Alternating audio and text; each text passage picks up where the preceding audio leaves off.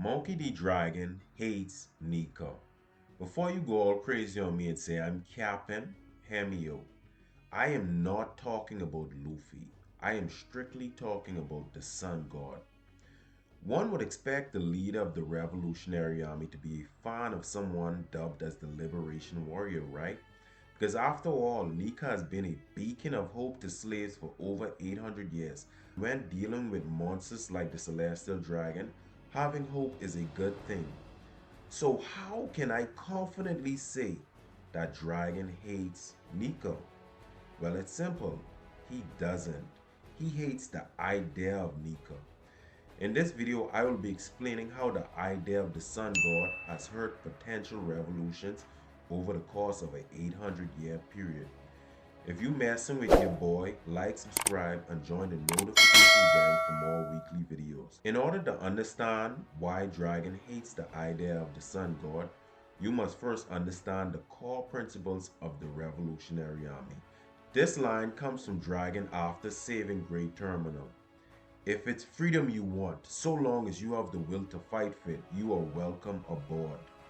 This line from Dragon establishes that the revolutionary armies don't care about being heroes. They simply present people with the opportunity to fight for themselves and aid them if need be. Another example of the revolutionary main principle comes from Bello Betty, who is literally the lead recruiter and spokesman for the Revolutionary Army. She says, choose your own fate. What will you trashmongers do? Will you die or will you fight? You think that being a hero is someone else's duty? It could be yours. These words from Bello Betty is a direct shot against the idea of a liberation warrior or hero. She's basically telling the people, fuck waiting on someone to save you.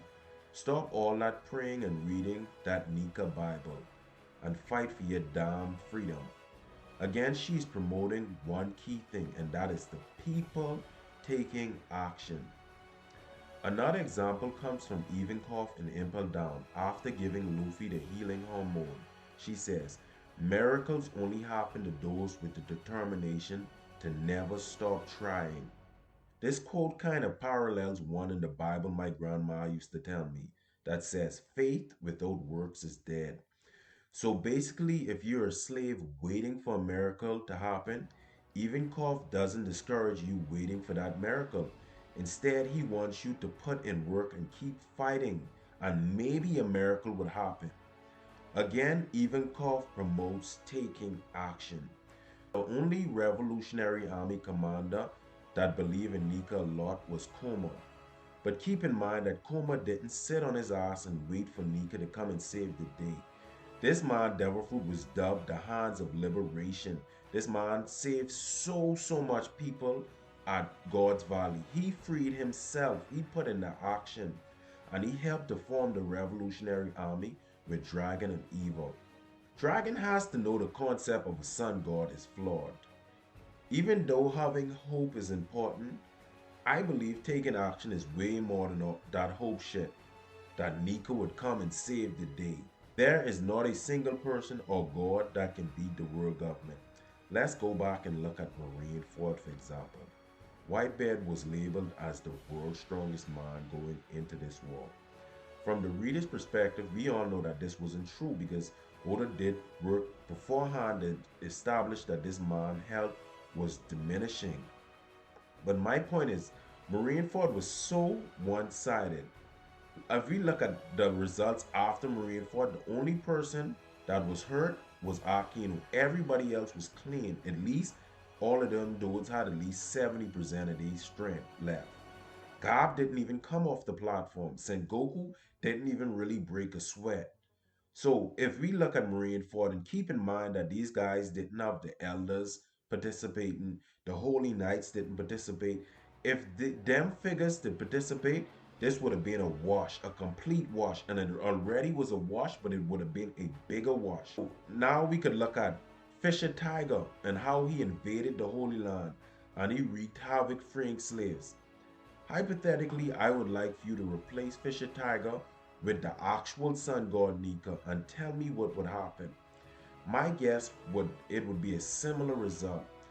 To me, the world government is unbeatable by one person or even a single group if their power is concentrated when an attack happens. Dragon's strategy against the world government is clever because it isn't direct combat, at least not right away. It's turning the world, or should I say the people, against the world government, basically starting enough small fires in the world government so that it becomes an inferno that can't be put out.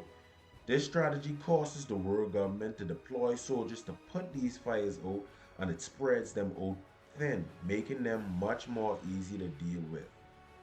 Look at the food shortage crisis, for example.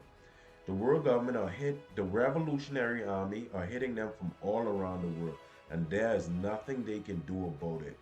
In order to address this, they would have to deploy a bunch of Marines to stop it, and that's the whole point of Dragon strategy.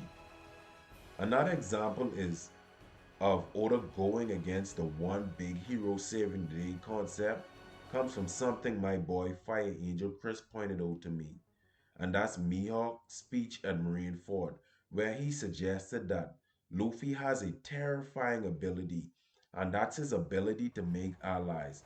This is basically saying, in order to beat the world government, you can't be alone. You need a lot of people on your side. The concept of Nika is extremely flawed because it's this hero concept.